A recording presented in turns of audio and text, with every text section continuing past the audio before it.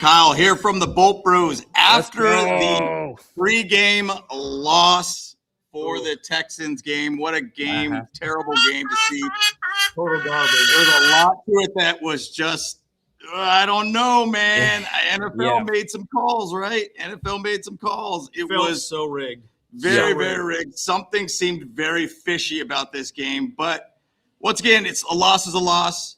And we got a lot to talk about how this loss affects the Chargers for the playoffs too. But obviously we got a lot to talk about in this game, but let's just go ahead and get into it, guys. Kyle, hit the button. Let's just get it rolling. I'll make sure I hit the right one this time. All right, guys. So Bolt Bros. Bolt Bros. Let's go. What's up, Herbert here, man? You watching the Bolt Bros podcast. Stay tuned. Charter blue dreams, stadium lights gleam. Bolt Bros on the beat, lead stream. Chargers rocking speeds, Sonic supreme. From the podcast to the field, we're a team. Charged up, Bolt Bros on the night. LA Thunder in electric delight. Bolts in the battle, sparking bright. Charged up, ride the lightning, feel the fright.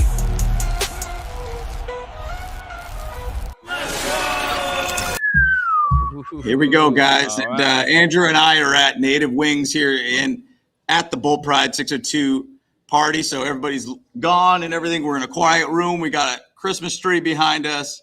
We're looking good here too, man. But guys, everybody in the chat's talking about it too, man.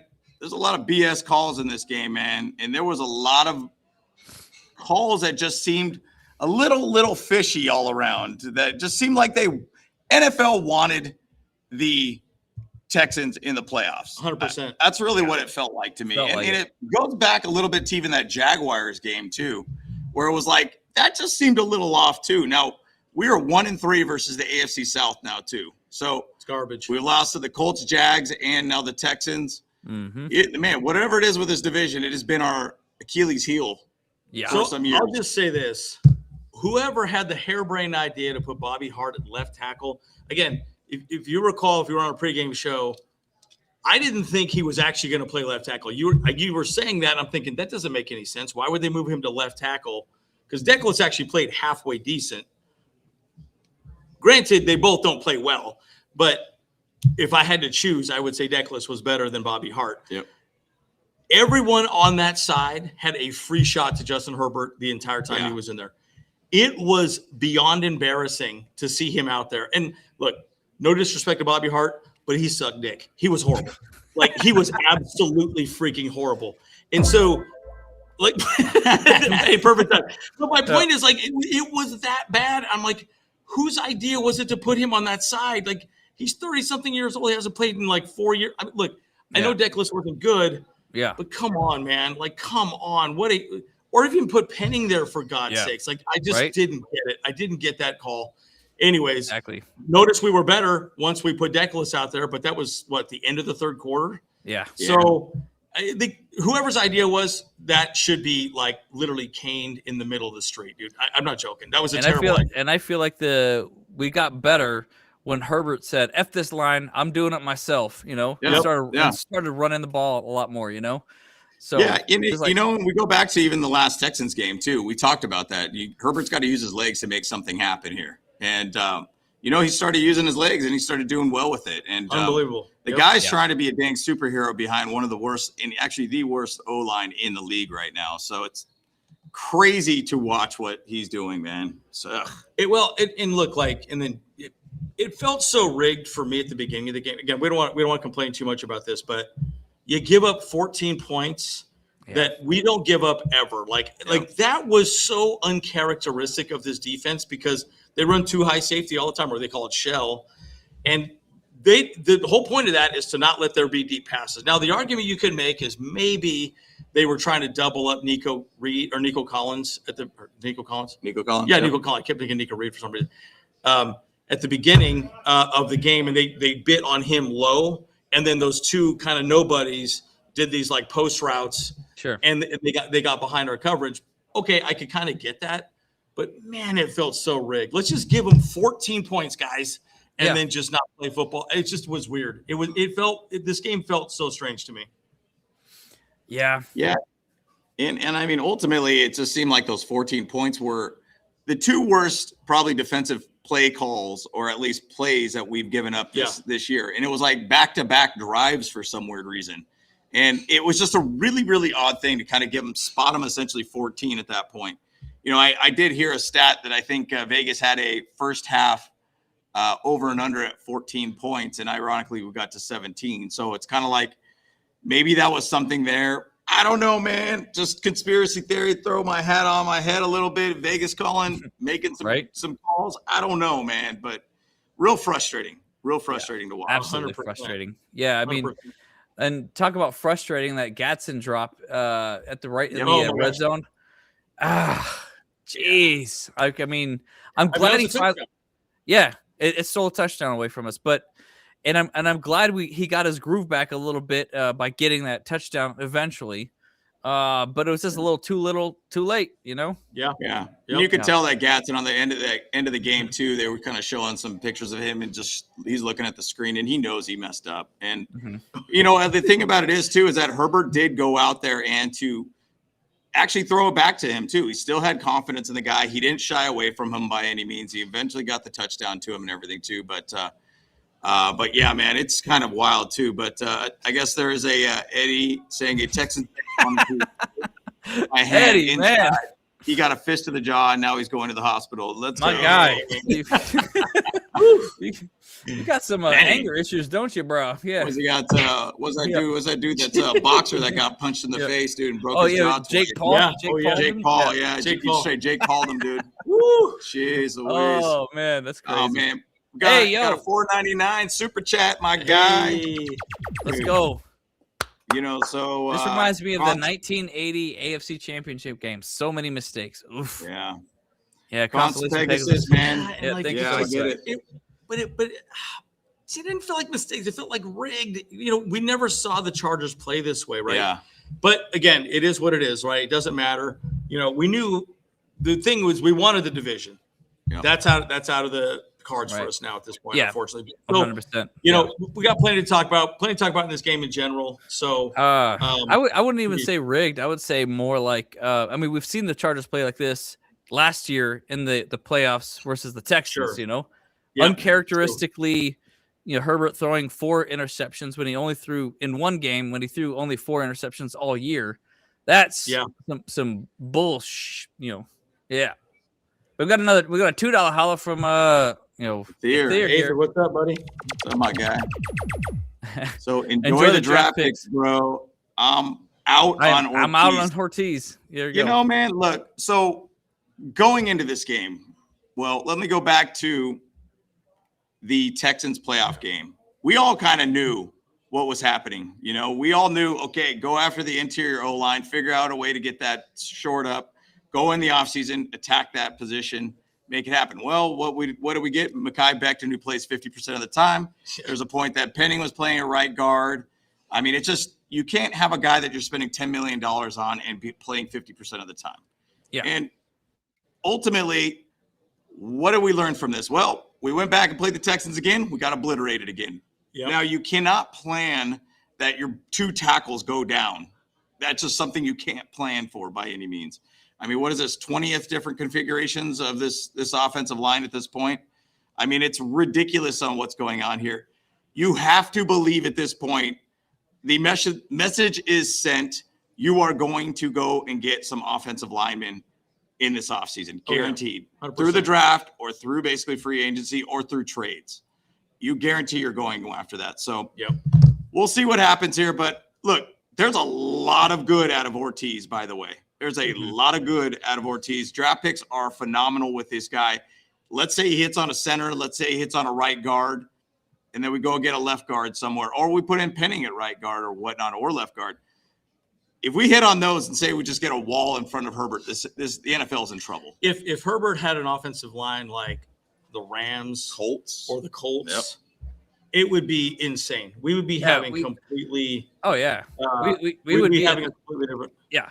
We would be 100% be at the top of the AFC West right now at this point, you know. 100%. Like, yeah, there's no way that reason why we would not be top of the freaking league if we had a better line, you know. Yeah, and Drax talking about we should have went with a 2-point conversion and then an onside kick. Man, the thing about it is onside kicks, I don't know, man. The success rate is extremely low, and I get it and understand you want to try to put the ball in play, make it live. Anything can happen at that point, but it's a tough one, man. I mean, ultimately, Dicker's been an absolute stud. He's been insane. He's basically in the Pro Bowl and everything too. Look, you have a bad day, and I'm glad that bad day was in the regular season. He cannot make those mistakes in the playoff period, and hey, bad day for the entire team at this point. Yeah, but I still think it was a terrible idea to put Bobby Hart at left tackle. I don't know whose idea was that. Like, let's just, let's put the old man on the left side. Like, I'm sorry, dude. He's the blind side. And again, don't get me wrong. Declas has not played great, but he's played better than Bobby Hart by a long shot. So anyways, let's just review the stats and go from there. Yeah. Stats it is. Here we go. So we got these stats here for ESPN. We got side-by-side comparisons here. Jeez, dude, look at that. 0 sacks. Yeah, CJ Stroud, clean game. Did essentially have 1 sack, and what did they get? A stupid roughing the passer call, which was absolutely bogus. The most bogus call I've ever seen. It didn't end up getting us in the butt or anything like that by any means, but at the same side, that was an absolutely bogus call. That was a clean tackle. That was bogus, 100%. Justin Herbert, 21-32, trying to be Superman, 236, 1 touchdown, 1 interception, 5 sacks, which probably got cut actually after the half when they started moving out Bobby Hart and everything too. So it was kind of crazy to see that. But I just don't know whose idea was that. It was just they had to put somebody there, and they didn't feel good about penning there. It should have been Declas. It should have been Declas. Yeah. Woody Marks, 71 yards, 19 carries. By all means, he was pretty much the only guy there too. 14 for 29. Yeah. Terrible. They shut our running game down. And, we have to run the ball. We just couldn't do it, and Herbert had that one big run. That was about it. That 28-yard run. That was pretty much it. The rest was just not good. And, I mean, not good. But it also kind of makes you feel like, how much do you miss Kamani Vidal too, though? Like, was Kamani Vidal, Woody made a difference in this? Or are they just literally like, hey, we're going to play really heavy in the box and force him basically to try to run on us and I don't throw think on it would us? have made a difference because even Amari and Hampton had nowhere to run the ball. I will say this. I was a little frustrated with Greg Roman's play calling because he kept just running it up the gut. A gap, B gap, A gap, B gap. He wasn't switching it up. Like, at least do something different, right? Like, he did that one end around. That was kind of good. Like, do something different. It was the same stuff every time. And I'm like, come on, man. Yeah. On a crappy offensive line, it doesn't work. It doesn't work. Yep. And they didn't even put a lot of Trevor Penning on like motion, put him in the run to basically make a block, a lead blocker or anything like that. There was nothing of that sorts by any means. And everybody's been talking about it. Greg Roman's got pretty vanilla calling and old school kind of calling. Yeah. And it's kind of frustrating to watch, but you got to find a way to be a little bit more creative with your calling and understand the situation. I mean, they did eventually change out and take out Bobby Hart from left tackle. I mean, first time he's played left tackle since 2022. So you can't blame the guy just basically to say he's going to know exactly what to do. I mean, the guy has been on the couch for some years and then came back and actually played okay in the right guards or right tackle side of things, but he's just not a left tackle. We need Jamari Sawyer back at this point too. Sawyer would be a lot better. 100%. Yeah. Which is super unfortunate. What's the word on Jamari Sawyer? Is he like, how many weeks is he out? Like, or what's the injury on that one? I don't it's a hamstring. Yeah, it was a hamstring. Day to day, right? I think. Yeah, he didn't practice at all this week, so so we'll see what happens if it's going to be next week or not. We'll see. We'll see what happens. I mean, next week might not really mean too much either, too. But there's seeding that is very involved with the playoffs for this team, so that is a big thing here. So just to kind of go over the receiving side of things, I mean, essentially Jaden Higgins really had one big play that's 75 yards, and then after that we basically held him down to about 5, 6, 8 yards, I think. Is that correct? I don't know. Maybe my math's way off there. Jalen Noel with the one big 43-yard catch for a touchdown. After that, it was pretty much it. That was pretty much the yards for these guys. We did a good job to hold them down. Defense did their adjustments after that. It was almost those free 14 points. And then we had to play catch up at that point. That's what I'm saying. Like, that's why it feels so rigged to me. Let's just give them 14 points and then let's just keep the game close and make it interesting. And hit the spread. It just it felt very rigged to me. I mean, it's the one game that I've ever felt that way, right? You know, I still feel the Jaguar game was completely rigged too. Yeah, I feel like that one was rigged. I think it was a mollywhopping in general. We just did not play great. But Quentin had a good game. You know, he had 8 targets. You know, 60-yard bomb too. 60-yard bomb. Gadsden, man, he makes that play 9 times out of 10. Yeah. You know what I mean? Yeah, it's a very catchable pass. Yeah, very catchable. We would have won the game if that was a touchdown. That was a touchdown. 100%. I mean, you could maybe argue that Herbert threw it a little too hard and a little high. I get that, but you're an NFL player. You should catch that ball. Yep. Yeah, I mean, McConkey finally showed up too with 1 for 31 too. So what was that, Kyle? I was just gonna say, it's like, look, I mean, we left 10 points on the board or on the field, you know, taken away from us. So, uncharacteristic of Gadsden and Dicker. Yep. You know, and Dicker. I mean, technically it was 11 with the extra point too. Yeah, 11 with the extra point. Yep. You know, missed field goal point. No, I counted for the extra point. Catch. Yeah. 6 points. Pretty bad. 6 points for Gadsden, 3 points for Dicker, the field goal, and then the extra point there. So, I mean, I guess you could say 11. I guess you could say 11 if the extra point after it. But yeah, so. Totally. Yeah. Keenan Allen with that one drop pass too. That was a pretty clean third down type situation. Yep. Probably could have extended that drive at that point, and you never know where that drive could have led at that point. But 100%. You know, you could only say so much too. I will point out too, we've only given up 16 points in the second half for the last 4 games of the season so far. So we're amazing. Second half team for sure so far. That is an identity of this team. So to hold them to 6 points in the second half is still a pretty big thing too. And shutting them out in the second was a good thing for us too. But gotta score touchdowns, guys. To me, field goals are nice, but touchdowns are everything, in my opinion. Yeah, it's just weird. You know, the game felt off from beginning to end. And again, Justin Herbert had 2 fumbles. It is one of those weird things where we definitely, you know, just made a lot of uncharacteristic problems, you know. But again, that's why I keep thinking, like, man, it just felt so rigged. Yeah. It just well, I mean, we saw from the beginning of the game, we felt very sluggish.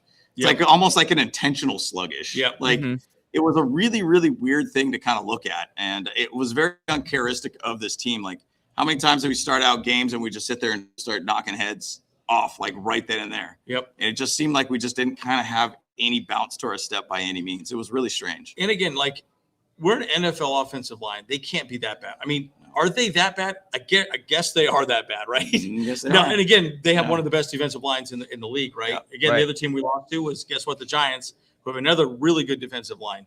So clearly, you only win games in the trenches. You got to have a good offensive line. You have to have a little bit of everything. Yep.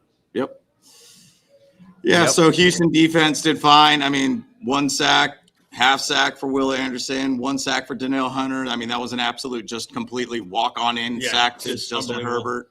Yep. Derek Barnett, 2 sacks, 2 tackles for a loss. I mean, we gave up basically 8 tackles for a loss, 5 sacks total in this game. Yep. You know, we only had 5 tackles for a loss, no sacks this game. See, and I kind of feel like now the part, and I've said this so many times too, if an NFL defense, which the Texans did this, they rushed 4 pretty much the entire time, and they got enough pressure on us, they will win the game.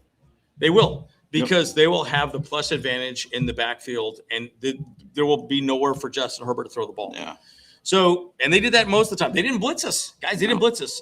We blitzed at the end, and we got some pressure on C.J. Stroud. I think we probably should have blitzed a little bit more at the beginning of the game, personally, but that's Jesse Minter's call. But I just think that clearly we weren't getting pressure with our 4 normal guys. We needed to go 5 or 6 to put any pressure on him. So it's frustrating that, like, again, that's where a good defensive line against a really bad offensive line can beat you. And I just didn't expect it to go to this way, but man, you just give up 14 points in 2 drives that are just so uncharacteristic for the Chargers. And both deep bombs too, you know? Yeah. And it was like, this is just weird, right? Like, this is not what we do. This is not how the Chargers play football. So who knows? Maybe they drew up really good plays. I don't know. I didn't really see that, but you know, we'll go from there. Yeah, it was pretty bad to watch all around, but it is what it is. I mean, Derwin had a great pick. Elijah Mullen, they were fighting to basically find a way to get this offense in some position to you know, score points. And, you know, ultimately, we were doing a good job. Defenses did their job. They figured out, adjusted, and made things happen. I go back to the whole pass rushing side of things. I feel like we only really added a lot of pressure till late in the game, to where we were very slow in the beginning of the game for whatever reason. And I don't understand that. Why don't you want to go balls to the wall early on, to basically kind of make them feel a little bit more pressure onto them. Yep. Don't make them feel comfortable. I felt like CJ Stroud was very comfortable being back there. Yep. Go out there and knock some heads off, dude. Yeah. Like, let's go. Let's go out there and make some plays, take some fools out. Let's just light up dudes. I don't understand that. And it's late in the game, you saw that there was some 6-man blitzes going on there too, 5-man blitzes. They were starting to really turn up the heat, but it's when you're doing that so late in the game, and I get it, you're trying to stop a drive and everything too, but dude, let's do that in the first quarter. Yeah, it's bend, don't break. Yeah. It's bend, don't break. Yeah. Okay, just don't worry about it. Bend, don't break. And then gas it up at the end. Let's save our blitzes for when it matters. But I'm it matters for the entire game. Right. Yeah, I get a little. We're a little vanilla on offense and defense at times. I think that's what a lot of people are saying in the chat. I think we get a little bit too simple. Oh yeah. And, People are we're definitely a little too simple, Jack. Jack. Simple Jack. Yeah, nice. People are definitely calling for Greg Roman's head, and for him to get kicked out of that chair. Maybe stop shoving glizzies down his throat when he's calling plays and stuff like that. Yeah. It's just such an interesting situation now. Where do you go from there? I mean, would you put in a hot shot at that point? Jesse Minter is not going to Michigan now, which was a rumor there too. Yeah. Will he go somewhere else? Who knows? I mean, that's what the offseason is going to tell us here too. But you look at team stats, 16 first downs for both teams, third down efficiency, 6 for 15 for us, 3 for 11 for them. We gave up 362 yards. We only did 275 yards. 12 drives versus 13 drives. Time of possession is one that I really want us to look at more than anything here. So it was pretty even. Pretty even. Yeah. And those 3 penalties were brutal. Those were the worst penalties at the worst possible time. Bad. Every single time. Pretty bad. I mean, it was shocking. That's when okay, give them a first down so they win this game. That's kind of what I'm getting at. It just felt so. Anyhow. Yep. You guys get the point. Do you guys feel the same way in the chat? Give us a chat. Give us a chat. Give but there us a isn't. chat. I agree. But bottom line, those are the stats. I mean, I think that ultimately we can't really do much about it, and it sucks to kind of see this game happen and the way it developed. I was really hoping for a Week 18 and really just kind of seeing a fun battle for the division. So kind of changes up from this point. But quick question do a from word the chat. from our sponsor Before we do that, quick question from our chat here. Who would you guys like to see replace Roman as OC? If you can pick somebody just right now off the top of your head. Ben Johnson. There you go. Yeah, I like Johnson. Mike McDaniel. I mean, if he ends up getting let go too, I wouldn't mind that. If you could find a way to maybe get Clint Kubiak over here who is with the Seahawks. I liked him when he was at the Saints 2 years ago. I thought he would be a pretty good situation, but I mean, obviously he's an offensive coordinator right now. You'd have to probably get him to an assistant head coach type position. I like which Cliff is Kingsbury probably not going to happen. Kingsbury, I mean, I love that. Not guy. Not bad. I think it's kind of like you need to find a young gun at some point. Yeah. I don't know who that would be. See, and the problem though is that's where Harbaugh is. He's the old guy, right? Yeah. And he kind of likes his boy. He does. Greg Roman's his boy. Let's be very clear about this, dude. Yeah. It's kind of a package deal, unfortunately. It's kind of the other person you good could old say, boys club. Yeah. The other person you could say is who's a special – what's that guy's name from the – Oh, here you go. I like this one. Phillip Rivers is OC. No, there you go. Oh, there you go. Phil Rivers. I'm trying to think of the guy. Who's our passing game coordinator? Oh, yeah. He was a head coach for the Bears. Yeah. Why are you forgetting his name? I've talked about him so many times. It's someone's going to know in the chat. Sanjay Law. No, not him. Not him. I mean, Andy Bischoff would actually be a pretty cool one too. But it's I'm pulling him up right now. Marcus Brady. Not Brady. It's he's not even on there anymore. No, he's on there. There. He should be in there somewhere. He's a special coordinator. Yeah, he's also working with he's like an offensive run game coordinator type situation. Why am I drawing a blank on his name? Anyways, but there is some individuals within the team that are also potential candidates. Rich candidates. Oh, Tressman. There we go. Tressman. There we go. Thank you, There Chad. you go. Let's Thank you, go. Chad. Golly, I'm over here having a mild stroke. There we go. I like Tressman. He's a passing game coordinator. He focuses on that. He does a really good job. And I think, I don't know, they've got to figure this out. Like, anyways, it's interesting. It's very interesting to see, guys, but we'll see where it goes. I mean, the thing about it is Jim Harbaugh likes his boys, and there is kind of a little bit of a allegiance to him. Yes, I agree. So, but quick word from our sponsor here, guys. Obviously, we've talked about Sleeper. Sleeper has been one of our sponsors this year. We appreciate you guys. Shout out to Sleeper and Hog Media too. If you ain't using Sleeper, you sleeping. We've said that so many times. You're sleeping, fool. So Sleeper is the best way to experience and connect over sports together. It's a one-stop shop for all your sports needs, and you can celebrate and chat on real games in real time. With other users, get the fastest scores, blazing fast news, and alerts right at your fingertips. Play in fantasy leagues and win real money on pick contest, so you can enjoy sports the way they were meant together. Download the #1 sports app today. And also, you still do get a $100 deposit match up to $100 when you use code BOLTBROS. Appreciate you, Sleeper. Once again, thank you so much. Always supporting for us for the 2025 season. And shout out to Hog Media, too. By the way, someone mentioned Brian Dable. That's another one I would like too. Oh, that would not be a bad idea, too. We'll get Brian Dable over here. Dable. Isn't Brian Dable? Well, he got fired. From the that's Giants. right. Yeah. So, and he was trying to go after some college jobs from what I was seeing. Well, he was kind of vouching a little bit for the Penn State job, which eventually did not get. Yeah. But that would be an interesting one. Brian Dable would be a good one. I mean, think about how he got a job with the Giants. He was offensive coordinator for, Josh Allen too. Had some pretty good years under Josh Allen. So maybe that would be an interesting one. But guys, we still got season to play ahead of us too. Yep. Hope for the best for the season from this point on. But couple slides here for you guys. Jumping in here, this is kind of the update for the playoffs right now. Chargers are sitting at the 7th seed. Crazy how quickly you fall down in the ranks from a loss. But there's so many good teams right now in the AFC. There's a lot of 11-5, 11-4 type situations right now.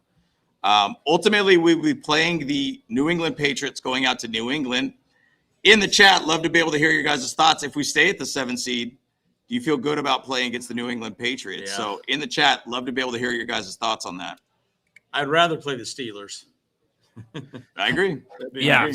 Steelers would probably be the best option for us at this point. Yeah. But either way, from now on, it's going to be hard. So, a lot to be said about that. I do think we still play next week versus the Broncos. I think the Broncos probably just sort of put the car in park at this point. But we'll see. We'll see what happens. It'll be interesting to see. Essentially, they could essentially rest their starters too, unless they really want that first seed. So, who wouldn't want that?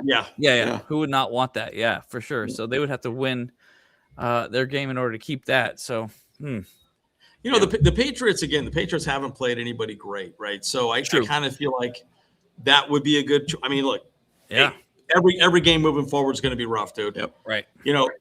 Again, we should have won this game. Terrible. But it is what it is, unfortunately, Just look at that, though, right now. Just look at that right now. It's like almost every team is like at least 11 wins right now.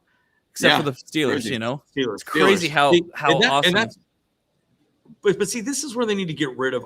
This is why I don't like the divisions, right?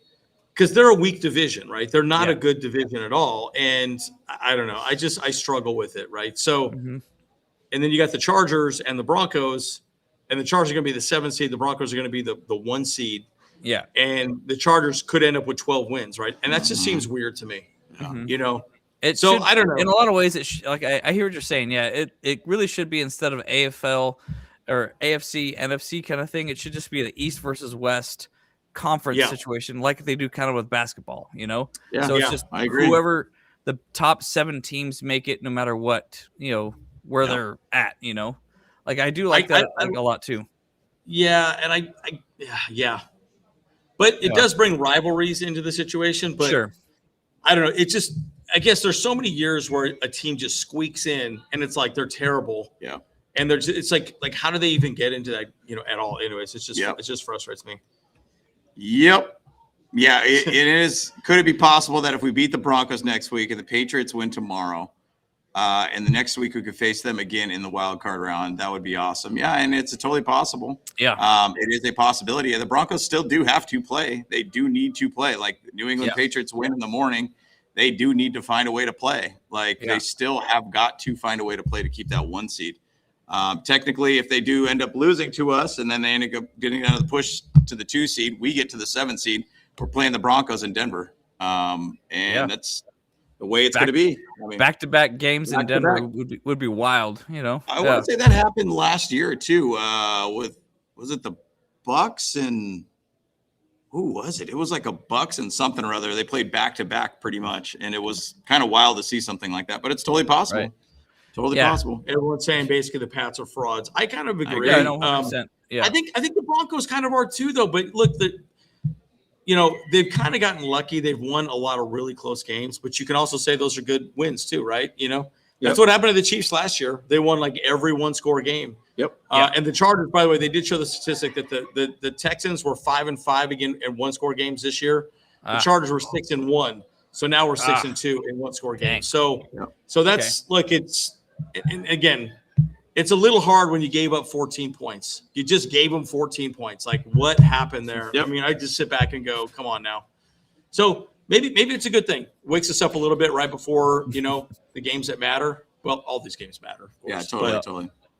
But, it was that previous comment talking about, you should be proud about this team. They still did show fight. They still didn't just lay down when they could have basically easily laid down in this game. I mean, that's the thing about this team, man. I mean, this team does a great job of adjustments, even to say case in point with the offensive line, adjusting away from Bobby Hart because he was not playing well. I mean, make in-game adjustments. I mean, I feel like past regimes, we were not able to do that by any means. So, well, and it's weird about Mekhi Becton too. You had Penning come in for Becton a few times. Like, why does he just like all of a sudden not play out there all of a sudden and then just come back again? Like, I don't understand what that is all about, right? It's really strange. So, well, he's like Richardson over the quarterback over at the Colts, just straight tapping out sometimes too. And it's like, I don't get it. Like, I do not get it. And, the thing about it is that was a big offseason signing, right? And, the big thing about that too is that if we let him go after the season, we save $10 million. We got $10 million added to the cap. We got about $110 million to spend. So where do you want to move that money around? $120 million then to spend. So pretty big. Yeah. Yeah. So Waylon Lab says, I did the math, boys. If New England and Denver tie records, the tiebreaker goes to a record in common games by the decider, and Denver would get the 1 seed. Yeah. We'll see where it ends up leading for that one, guys. So still some games to be played ahead, but just going back to the slides here too. You got Justin Herbert, man. You got Bobby Hart over there looking like he kind of doesn't know what he's doing. He's getting harassed the whole time in this game too. I do have the PFF scores for what the offensive line did throughout this game. Trey Pipkins had 4 pressures, 1 sack, 3 hurry-ups, and 43 pass blocks. Allowed a 99.3% pass rush percentage. Deckless allowed 2 pass rushes, 2 hurry-ups, and 20 pass blocks, and allowed a 10% pass rush percentage. Trevor Penning only had 9 pass blocks, 1 hurry-up, 1 pressure, allowed 11.1% pressure rate. Bobby Hart had 3 pressures, 2 sacks, 0 hits, 1 hurry-up, 23 pass blocks with a 13% pass rush percentage. Mekhi Becton's had 5 pressures, 2 sacks, 3 hurry-ups, 30 pass blocks with a 13.2% pressure percentage. So at best, anybody that played on the line was Trey Pipkins at 9.3% as a pressure rate. And I was telling you this, like, I think Trey Pipkins has been okay. He has had bad games, I agree, but like he's looked better. I forgot to put Bradley Bozeman in there. He actually killed it in this game. 1 pressure is what he got. He gave up 1 hit and a 2.3% pressure rate. Wow, that's amazing. That's pretty insane. Crazy. But just think if we had everyone with a stat like that. Oh boy. Yeah.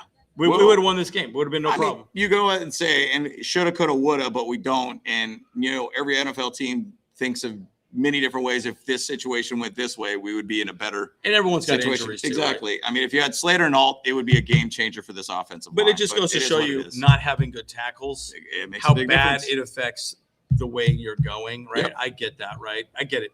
But coulda, woulda, shoulda. And look, kudos to Justin Herbert for being an absolute dog out there. Yep. Guys, he was a freaking punching bag. I mean, it was so ugly. And I'm like, what is going on here? And oh, man, for a second there, I thought, man, they're just going to pull him, dude. Like, I mean, he's just going to say, well, the game's over. We're done, But goodness I was talking about that a little bit. I was like, it's very possible just to be like, maybe just pull him to reduce the injury risk. That's if this game gets way wild out of our hands, just pull him. It's not worth the injury risk. He was getting beat the hell up, So I think how many times did he get hit? At least 8, because there was one sack that got taken away. Because it was a roughing I'll pull that thing. up too. Yeah, I'll pull that up too. Yeah, we missed Perriman too. Yeah, big time. Perriman. By the way, that was huge. That was a huge loss because the thing about Perriman is he's very good at stopping the run, and they had some good run plays, and those run plays really affected the outcome of this game. Because they just kept things going, right? So they just kept their drives moving. It just became one of those things where, unfortunately, we couldn't stop them. We couldn't get them off the field, and it was huge. Offensive line-wise, we got 13 pressures on the Texans. They got 28 on us. Allowed 6 sacks from what they're saying on PFF. Hits allowed 2. We got 2 quarterback hits on us. So, I mean, for the most part, it's basically 8 hits on Justin Herbert. So, 8 hits. I was trying to see some other stats. Oh, maybe not. Okay. Not bad, not great at all by any means, but to give 28 pressures is not good. I mean, we really couldn't get things a lot going on with the run game side of things. And, we weren't really able to balance out a lot, too, in this game. This is an interesting stat that I saw during the game, that Justin Herbert has 4 runs of 25-plus yards this season, only quarterbacks with more than a season. The last 10 seasons is Justin Fields in 22, Lamar Jackson 9 in 2019, Josh Allen, yada, yada, yada. Basically, Justin Herbert's putting a lot on his shoulders to try to make something happen. And basically, he's out there trying to run for his life to even give this team an opportunity to get a potential win. Those 25-yard plus type runs have been pretty amazing to see. And he's doing a lot of that right now with one arm, too. Well, I'd say one hand, I should say. But it scares me to death when he's running around, because I'm just expecting the ball just to pop out, which he keeps fumbling it every time. He had 2 fumbles because he can't protect the ball with the other hand. By the way, you saw the picture of that. That hand is so huge. So it looks pretty ugly. Yeah, it's getting bigger and bigger every week. It seems like he's getting swole. Yep. What's interesting though too? Chargers the number 1 lowest passer rating for deep passes in the NFL. So they do not give up the deep pass, and they gave it to almost one of the worst offenses in the NFL that do not get deep passes. Crazy. So they kind of got lucky with those 2 touchdowns that I just there's too many things that make me think that this is just kind of a rigged game. Yeah, totally. Somebody asked a question too about Alt or Slater in the postseason. There's probably no chance on that. Both of them, no chance. No chance. Definitely Slater for sure. Alt, I don't think that's happening. I mean, I think the thing about it is with Alt, last time I heard something about Alt that he was still kind of wheeling around on some wheelchair or something like that. So, one of those things where he's just got his knee up in it and just kind of exactly scooting around. Okay, so the O-line allowed a league high pressure rate of 40%. That's about right. Yeah. 40%. Which was 28 pressures to 35 passes. No, but that's for the season. That's for the season on average for the season. And this one was 75%. Jeez. Guys. Yeah. Wait. He ranks it. Yeah, that's unbelievable. And by the way, Justin Herbert is 10th best in scramble yards because of pressure rating. Gracious. He's running for his damn life. I got a broken hand, boys. Can you fat boys do something on the line? No, cannot. Yeah. So honestly, like giving up on 32 passes. So and then Hunter, Anderson, Barnett had about 80+ passer rates, most likely on. And then Justin Herbert's projected probably 80 PFF scores. So pretty bad. And that's kind of a comment that I had too. Is like, look, I don't understand why Herbert doesn't get in the O-line's face a little bit more. Like, dude, do your damn job. You know, like, I mean, look, like in the 80s, like, you know, freaking Dan Fouts was always doing that. You know, it's like telling him, like, hey, man, catch that dang ball, dude. I'm throwing it your way. You know, get your hands up. You know, like, don't be like, you know. I agree.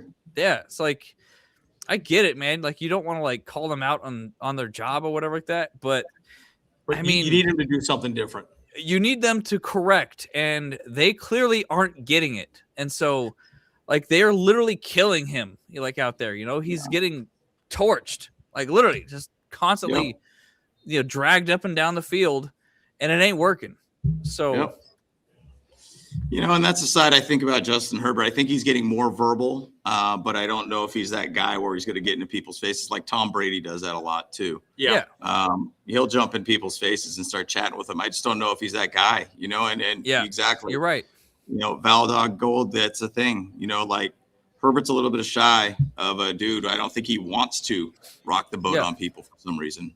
I get it. But he should. He should. Yeah. He should. He's the leader of the team, leader of the offense. Right. You know, I mean, heart and soul of the team. Yeah, I mean, it's good that he's like kind of cool as a cucumber and stuff like that, you know, but like keeps his composure and stuff like that, you know. But like, I mean, it also could air like he just doesn't care enough, you know. Yeah. And that is a criticism that I've had for him. But hey, let's just say this still. He does make it happen. He's like, all right, fine. The offensive line, this pocket's collapsed. This offensive line is terrible. Fine, I'm going to go run 30 yards, you know? You know, one thing I was going to say, too, you know, sometimes I think like there's a mental block with the team. Specifically, I'll just say with Chargers, or at least I'll say Justin Herbert specifically. And why I'm saying that is go back to last year, PTSD possibly of that game. Didn't want to make that type of routine again. You know, played a cleaner game with this game and everything too. Found a way to lose the game. Not in an ugly way, in my opinion. I was kind of thinking for a second there this game was going to get ugly. But sometimes there's maybe mental blocks with teams, like even with the Jaguars too. Like for whatever reason, Trevor Lawrence beats Justin Herbert. And like, I don't get it at all by any means. And like, there is maybe going back to the playoff game that they played against him. Is there a mental block there? Is there something that they're basically saying as like, I don't want deja vu or whatnot? Like, I don't know. Maybe I'm weird to say something like that, but sometimes there's teams that you just can't get over for some reason. And that's where it's like, I don't want to go to Jacksonville and play them for some reason, because whatever it is, that place is absolutely just horrible for us. And playing the Jaguars for whatever reason just always bites us in the butt. Yep.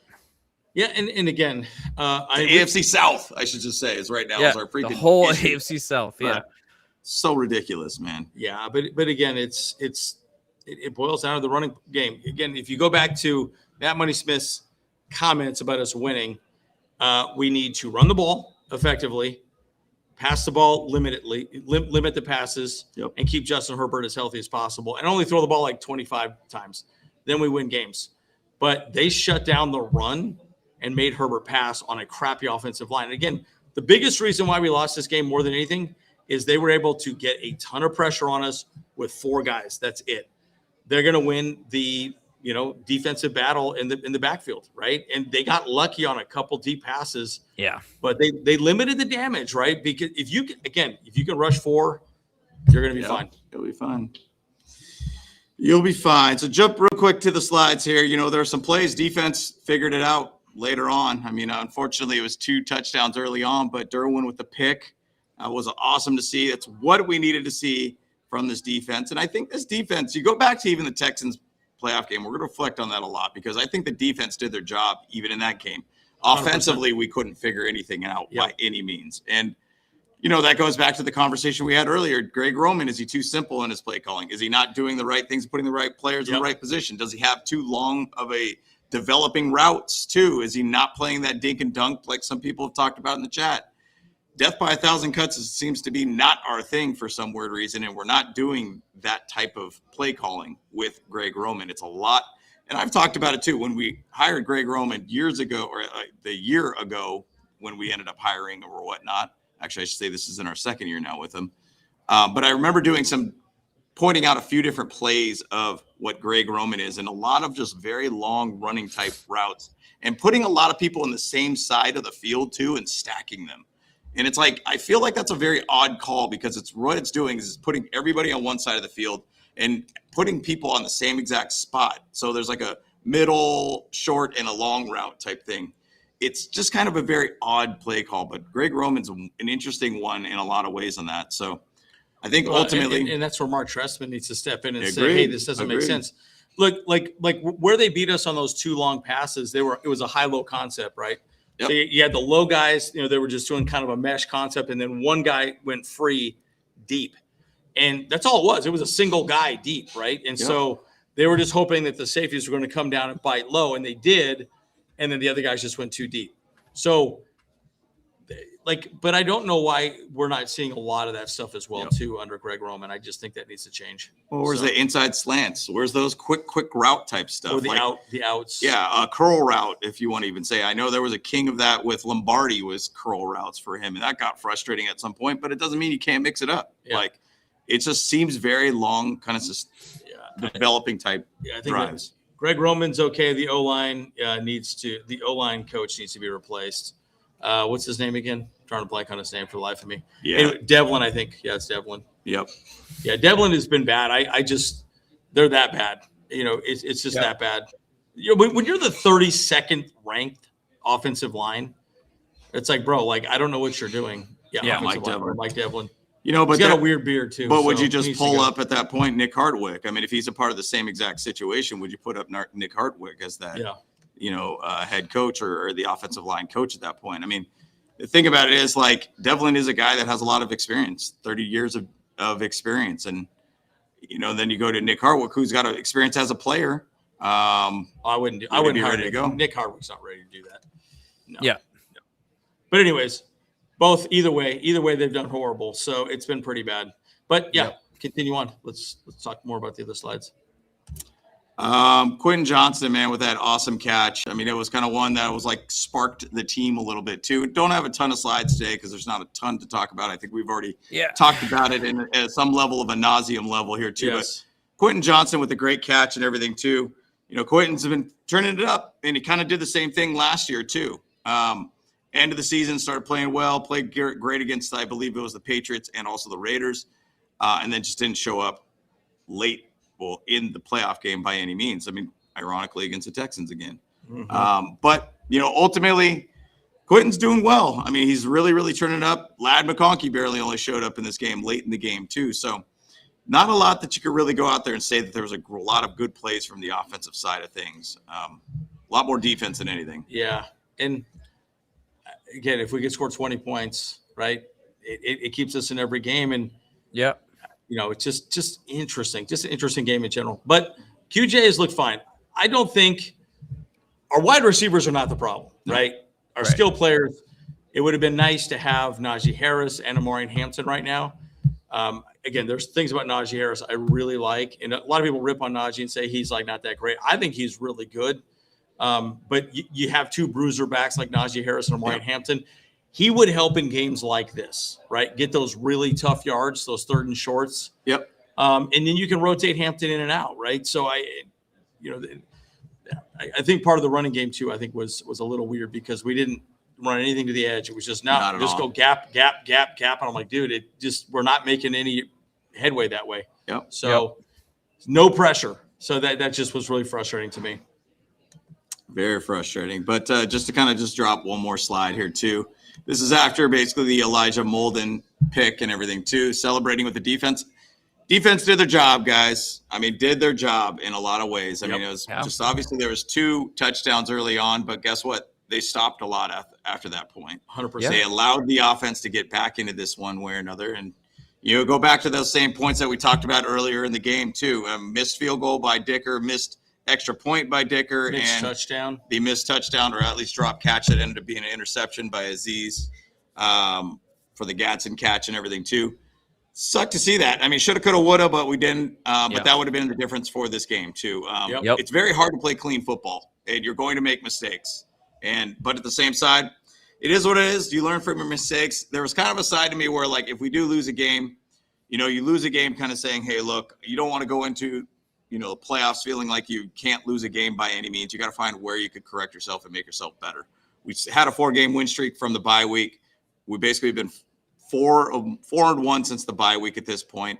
We could potentially be 5-1 next week going into the playoffs. So we'll see. Yeah, and exactly. Again, if we beat the Broncos, that would be amazing because then we sweep the division in general. Yep. And then we'll see where the seeding goes.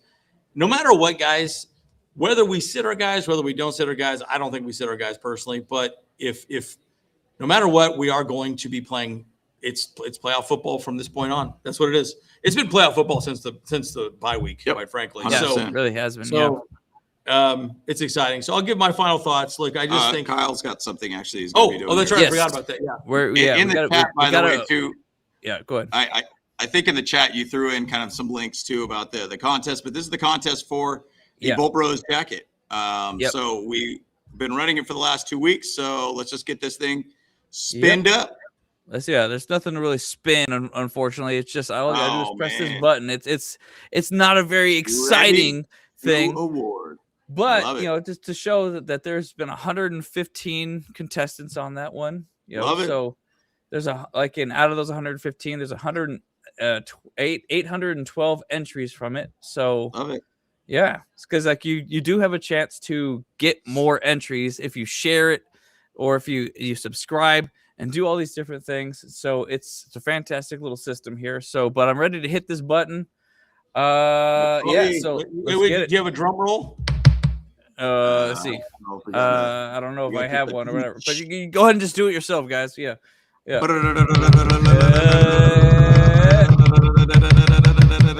to award. I'm pressing the dang button. What the heck is going on? Maybe you got to press that button. I don't know. Oh boy! Hey, we're doing it live. Wow, Bootsy, we're doing it live. Yeah, I don't know how this works here. Hey, it was ready to award. Oh, so the winner is something J-Rock, something like that. What the heck of XXXXX at XXX? What the heck? Where'd that go? I don't know what's going on here. Yeah, let me refresh it. Let me refresh the screen, maybe. Okay, so it says it's awarded now. Here we go. There it is. There you go. J-Rock Octavio at 90 Hotmail. Is that J-Rock? From Endgame? Is that the J-Rock the J-Rock that we like that also does all these contests? That would be funny. That'd be really funny. That would be funny. Yeah, we'll see. That'd be awesome if it was. All right, there you go. We will email you, J-Rock Tivo, here shortly about that too. So you had a 1.23% chance probability to win there it. You won it. He had 10 entries, so that's what's up. Awesome. Yay. Good job. Let's go. Let's go. Congratulations, J-Rock Octavio, JR Octavio. Oh, it's not J-Rock, it's J Junior Octavio 90. Yeah, I think that's what it is. Yeah. Okay. That'd be pretty funny if it was J-Rock, but yeah, it'd be really funny. Yeah. Awesome, guys. Well, I'll give my final thoughts. And look, I just think this offensive line has to be figured out. We said this all freaking year. I think Declas, at least in my opinion, is the left tackle. Please, until Jamari Sawyer comes back. Hopefully he comes back, at least for the playoffs. We'll see how that plays out. But secondarily, I think, offensively, we just struggled, man. That offensive line was just playing awful. We couldn't run the ball. We couldn't pass the ball effectively. We didn't do anything effectively, unfortunately. Defensively, we looked great. I think next week we put our starters out there and we just go and try and win the game. And we just go and get gassed up. And you want momentum into the playoffs. Regardless of what happens moving forward, you want to see us go out there and play, right? And those guys want to go out there and play. I mean, look at Max Crosby. He got all ticked off because he's benched for the season, and he's like, he's done. He's pissed. These are football players. They want to be competitive and they want to play. So I fully expect us to go out there and play and go for the highest seed we possibly can. We'll see what happens. Yeah, we'll see how it goes, man. And just my last thoughts here, man. Wash this game out of your memories. Go to the next game. Get to the next game out in Denver. Go 6-0 in the division. Beat Bo Nix again. Basically, Justin Herbert would be 4-0 versus Bo Nix, assuming that they do play him, which I believe that they will play the starters this game. But, just keep swimming, dude. Keep swimming, and things will kind of land its which way at this point. So, bottom line, we'll keep it rolling. I don't want to talk too much about the O-line. I feel like we've been beating that thing as a dead horse. It is what it is. Justin Herbert just got to be out there and be Superman, essentially, at this point. So, and let this defense cook. I really think that the defense did a great job in this game. It's just 100%. Ultimately, it boiled down to 2 plays, and that what's kind of shifted this one too. Offensively, it boiled down to about 3 plays that were a missed catch by Gadsden, missed field goal by Cameron Dickert, and missed extra point. I mean, the extra point, regardless if he had hit it, would have made no difference. But outside of that, that's missed points, missed opportunities. So 100%. Clean it up, get ready for next week, and then get into the playoffs, and we'll see where it leads from there. I disagree. I'm just going to say that I feel like after this loss, there's not much reason for us to continue to play hard. I feel like we should rest our starters next week and give Justin Herbert essentially a fake bye week. I understand that that's probably not the Jim Harbaugh way, but I feel like if we let's just rest it, let Herbert heal up a little bit, let him be more fresh for the week 1 in the playoffs. We're already secured 7th seed.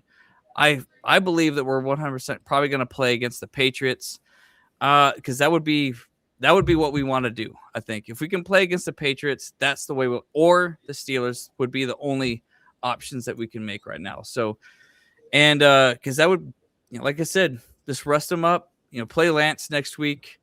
Yeah, that hand is clearly, he got kind of hurt a little bit on one of his sacks, but hey, man, I think that's kind of where we should be going, but it's not up to us, unfortunately. But actually, probably more fortunately, because in Harbaugh we trust, in Ortiz and Herbert and all the H's, all that stuff. But but we did get one more super chat here from Action Dan. Let's go. Action Dan, my guy. Dude, it would have been great to have you. We're at the Bull Pride 602 watch party. I mean, obviously, we're in a different room now from the game, but everybody's already kind of taken off anyways. But it would have been great to have you here, man. So hopefully next week you could come out to the game. I didn't know you guys knew him personally. That's awesome. So, but he says... he basically put a comment in our post talking about coming out. He was out in Tucson. Oh, nice. So. That's cool. Yeah. Well, we locked up the 7th seed, he says, which means we will be playing at New England or Jacksonville, and Herbert will go 0-3 in the playoffs. Jesse Minter isn't going. I'm not going that far. I'm not thinking that bad on it, So yeah. Yeah.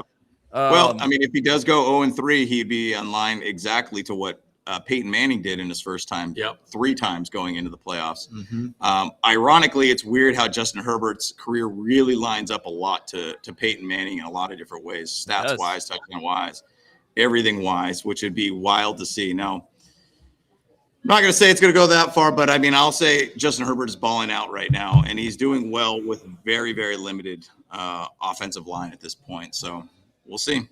Yep. Yeah, and thank you so much, Action Dan, for that super chat. Thank you so much. Yeah, really appreciate that. Wish you could have come out here as well, man. That was good. Sick. Yeah, it was good food and Wiggins, man. It was good time. It seems like every time we have a meetup too, somebody has a birthday for some reason too. So we got cake and everything. It was a good time. It was great times. It's great times. I mean, it's like the tailgate. Tailgate's always undefeated. That's folks. right, my guy. Yep. It's a little bit of a Thunder Alley around here, So it's good times. It's a good time for sure. But all right, guys. I appreciate it, my guy. Kyle, you want to hit the button and get us on out of here? I will definitely do that. So, all right, guys. Bolt Bros. Bolt Bros. Let's go. Hey, what's up? Cameron Dick here watching Bolt Bros podcast. Let's go. Charged up, Bolt Bros on the night.